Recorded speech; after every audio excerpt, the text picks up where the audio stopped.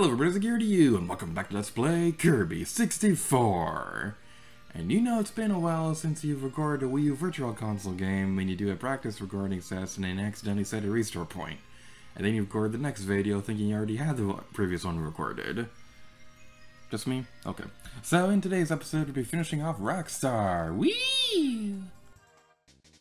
So before we get started, you're going to want to have the stone cutter ability, the regular stone ability before you go into this place. I don't know why I was trying to say stone cutter. So any variation of the stone ability should work for what we'll be doing in the beginning of this video. If you want a good place to go grab one, the second level in Popstar has a very easily collectible stone ability you can collect. So that's going to be pretty convenient. That level, I believe, has every base ability in the game. So that's probably going to be your go-to choice for collecting a ability if you need a specific one to get a crystal shard. Normally in this game it's pretty good about giving you the ability you'll need for crystal shard pretty close to when you'll find it. That hasn't been the case though, so I don't know if that's not always the case, but basically what we want to do, we can see the crystal shard inside the skeleton thingy in there. So we go over here and boom! Haha! We did the thingy and it's super cool, just like ice cream. A few days ago, I just really wanted an ice cream. That was like the biggest thing that I want. And we're dead. You saw nothing. So, as we go across this area, I gotta say, the thing I'm realizing about us playing a Kirby game is that these are pretty fun games when you're playing casually and things like that, but my goodness, I never realized just how difficult these games can be 100%. Because, like, that's kind of like the fun thing about Kirby games in general, is that they're pretty well balanced between a casual and a hardcore player. Because the older Kirby games, that's not really the case for this one, but the older Kirby games, the floatability was created as a way for you to be able to avoid platforming if that gave you trouble. That's not really the case with this game though, because you do have a limit on how long you can float and things like that. But, like, when you're going for 100% in a Kirby game, it's a pretty different beast than playing casually. So, yeah, like I remember thinking this game was pretty easy, but no, that's playing it has really opened my eyes on how difficult this game actually is. And we're dead. Why do we keep dying in this stupid game? Well, it's probably for the best anyway, because it's actually a lot easier to defeat if you can just go like this. The stun ability probably wasn't the best weapon of choice. It's not like we're going to need it anyway anytime soon anyway, so it's probably for the best anyway. Although I would have gladly taken it without the death, because I like being alive. Being alive is one of my favorite pastimes. It's at least within the top 5. So this right here, that is what a crystal shard will look like if you've already collected one. Because I played through this game on a practice playthrough and accidentally set the restore point, then yeah, that kind of wasn't the best thing. It's also kind of pathetic the fact that we kind of got the crystal, that we only got one crystal shard during that practice recording session anyway. So, yay, and I can see how pathetic I am on my own time. Haha, you already saw how pathetic I was during Let's Plays, but now you know that's also the case casually. I'm casually pathetic.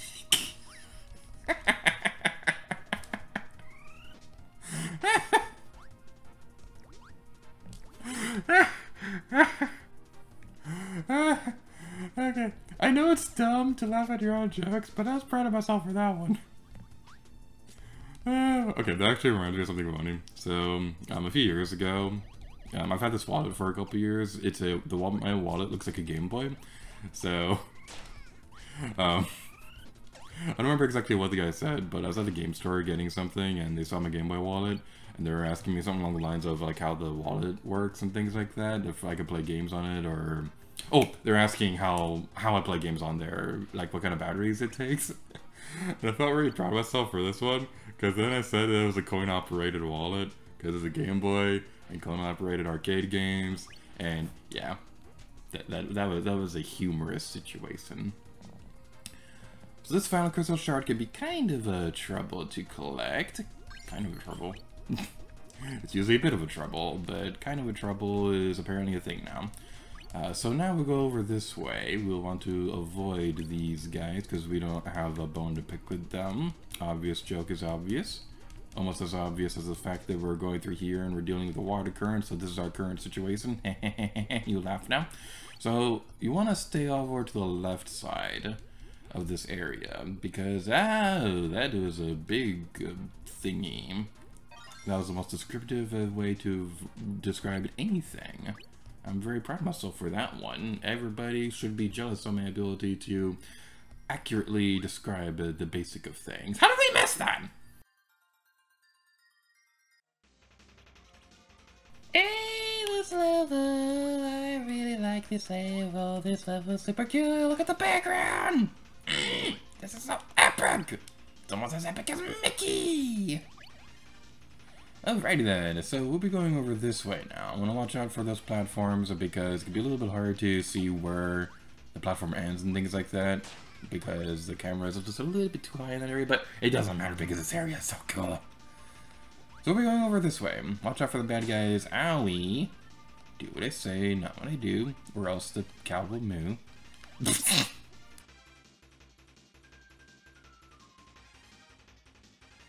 Over at Galaxy's Edge, one of the most common questions we'll get is whether something is like actually dairy product, because we have blue and green milk, so people will ask if there's actually milk in it. So we'll usually say something along the lines of that the blue milk comes from bantha creatures that we raise on Batu, and that if it was made with milk from other worlds, that it would go bad quickly because our planet has 3 suns on it. That's one of my favorite ways to interact with travelers. So the first shard is going to be located in this room. As you can see right there, that's what they look like when you've already collected them, because I'm a big dummy head who accidentally collected it, and then I already told this story. I don't know why I'm repeating myself so much.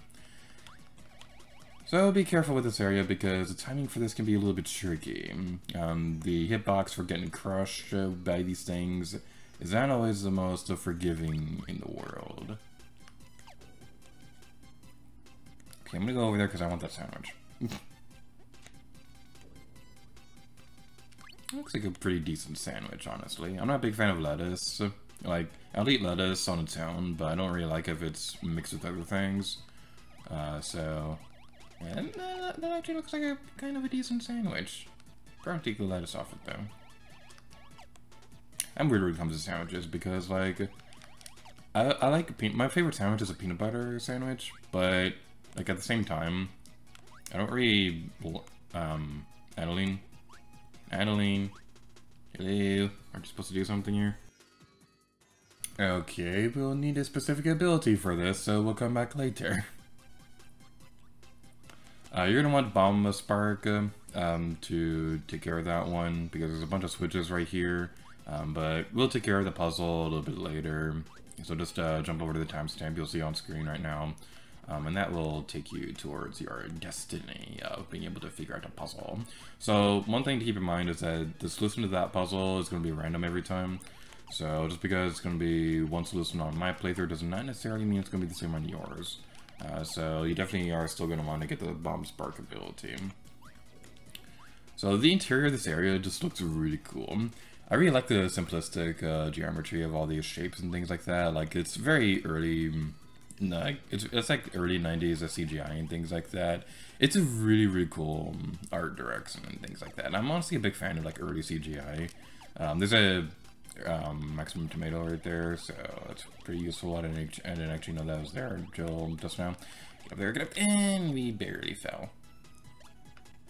Come on, jump. Yeah, I'm a really big fan of early CGI like this. So I don't know, just something about that area is just very pleasing to me.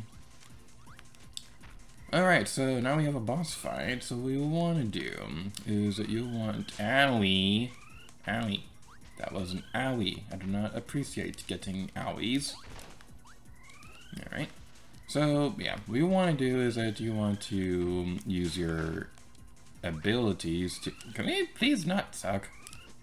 I mean, Kirby kind of does use a sucking ability as his primary form of weaponry. So maybe it would be a good idea if we sucked. Yeah. You want to attack when the thing is closed so that it doesn't hit the projectile that's firing at you. So that's one word of advice I can recommend. And that will give us our third crystal shard. So without further ado, let's continue onwards. And I've still not seen that Pixar movie. It's weird. I used to be really good about like watching every Pixar movie like as soon as they release and things like that, but I've not seen Onwards yet. I still haven't seen Incredibles 2, and I've not seen Luca. So like I really should get better about watching them. Like, there's not really a big reason why I haven't watched Onward or Luca yet. I haven't seen The Incredibles 2 yet because I'm honestly not really that big of a fan of The Incredibles in general. When it comes to computer animated movies and things like that, I'm just not a very big fan of like the art direction that they went with The Incredibles and things like that. So yeah, I'm not a big fan of the art direction. It's kind of the similar reason why I don't really like the Clone Wars that much. So we're gonna jump cut ahead towards the next thing we'll be taking care of. So you'll see on screen right now the special abilities we're going to be collecting. We're going to need Bomb Spark and things like that. So that's going to be all fine and dandy. And now that we're back over here, now that we have the Bomb Spark ability and we can turn into a light bulb, this is going to be the solution. So this will be random every time you play through the game, so just because it's going to be this solution on my playthrough does not necessarily mean it's going to be the same on yours. So the solution is going to be ice, a tree, and fish. Ice, tree, fish. Ice, tree, fish. Okie dokie then. So, we see all these puzzles and things like that. So, we can see all these switches. What we want to do to trigger them is jug. Not exactly the most easy thing to figure out, but eventually you'll be able to have skills like me, and you'll look it up. I mean, you'll always know what to do. There's ice, school, tree, fish. Right, it's right here. And we get a crystal shard. Yay! So, that one is a pretty fun one. Like, that one can be a little bit vague to figure out on your own, but I really like that puzzle. That's a really fun one. I kind of wish I figured it out on my own, honestly, because, like, that was a very clever puzzle, but I was kind of in a hurry to record this video, so if I was given enough time on my own time, like I probably would have figured it out, but still, that was a genuinely very clever puzzle. I died twice on this boss fight. I'm bad at Kirby. Alright, so this is going to be the boss of Rockstar Pix. You gotta be careful with this thing, because this can be one of the boss fights where it could be either the easiest thing in the world, or you're gonna struggle on it. It's just one of those kind of things. I gotta say, I'm not a big fan of this opening, because it goes on forever, and if you die, you have to go through this entire thing all over again. It's not a very pleasant experience at all. So, let's be careful around here. They can also turn back and forth, kind of unexpectedly, so it's kind of a matter of figuring out the right pattern for that. So, you gotta be careful. Also, I apologize if you heard flushing in the background, because these walls aren't exactly the most thick thing in the world.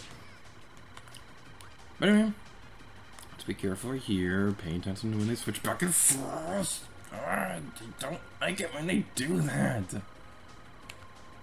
Okay. Normally, I don't have that much trouble with this boss fight, which means I'm going to suck terribly. So what I recommend you do is I recommend you stand on one of the black outlines between these platforms before you actually do anything else, because there's going to be these polygon things that will be appearing, so that will help you not take damage and things like that. So all these diamonds are going to be moving in a different formation, and if you notice the colors, they are red, green, and blue, the three colors of LED TV screens, so that's a fun little detail. So watch out for these, because they can definitely be pretty jerkish enemy placement.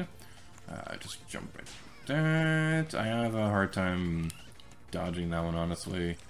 So that might not be the best thing in the world. Eh, we did, okay. Alright, that's cool. That was cute. That was almost as cool as ice cream. And I still want ice cream. So this would be the basic strategy behind this boss fight, where we're going to go like this. After it goes all hollow like that, that's kind of the indication that you can't really attack that one anymore, so we're going to be focusing our attacks on the red diamond, the red polygon thingy. Continuing my appreciation of like early CGI, I really appreciate this. This is really cool. I don't know if there's like a damage multiplier effect if the color matches or anything like that. I suspect that might be the case, but I don't actually know if that's true. So, future lead gear to you, we'll look that up in editing. That's future lead gear to you's problem, and future lead gear to you is talking about himself in third person. Does that count as third person if it's your future self? I don't know. Alright, just one more. Should be enough for world domination. Alright, we can do this. We can help the Cinderella. Yay! Please be dead. Please be dead. Please be dead. Please be— Yay! You're dead. You're deceased. You're no longer a polygon, and now you're a tomato. It's confirmed. Everybody who dies in Kirby turns into a tomato.